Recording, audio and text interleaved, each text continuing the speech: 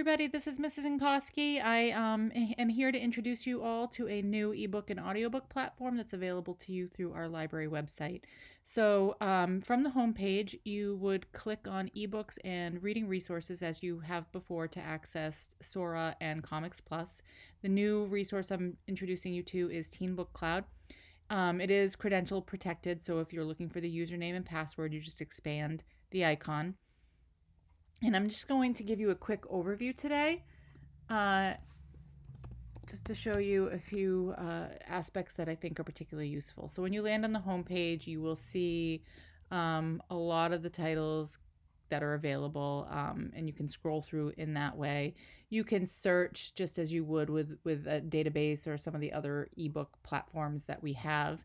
But one feature I want to point out in regard to searching, especially if you have a failed search, sometimes students might misspell a word in the title or omit a word from the title or be unsure of all the words in the title. So one feature that I think is nice is the index. So I'm going to take you there first. So this, of course, lists all the titles. And what I like about it too is that it doesn't just list the titles, but it lets you know if it's available just as an ebook, so just text-based, or if there's also an audiobook version available. So if you have that specific preference, you can tell just from scrolling through the index. So let's go back to the home page though, and take a look at a couple of features that I think could be useful. So you can search by categories or genres, as indicated up here. There are even some videos that are available through Teen Book Cloud. But I'm going to take you to the audiobooks category first because I know a lot of you like to listen as you read, and just show you how easy this is to use. So we'll click on the first one just for the sake of example, and The Haunting of Hill House is a great story if you've never read it or listened to it. When you click on the title, you will get a summary. You'll find out how long the audiobook is, and then you can easily just listen. So you just click listen online, and it's as easy as hitting play.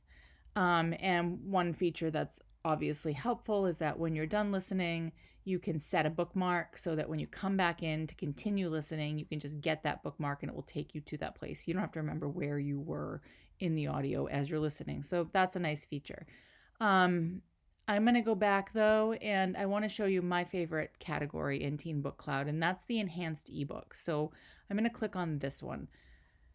So enhanced ebooks is a collection that's developing, I've been told. So there aren't as many titles here as there are in some of the other categories, but I know that the people who created Teen Book Cloud are adding to this collection all the time. But let's just click on one and I'll show you what they mean by enhanced. So let's say you've been assigned to read Hamlet, or you've chosen to read Hamlet and you want to read it through this particular platform.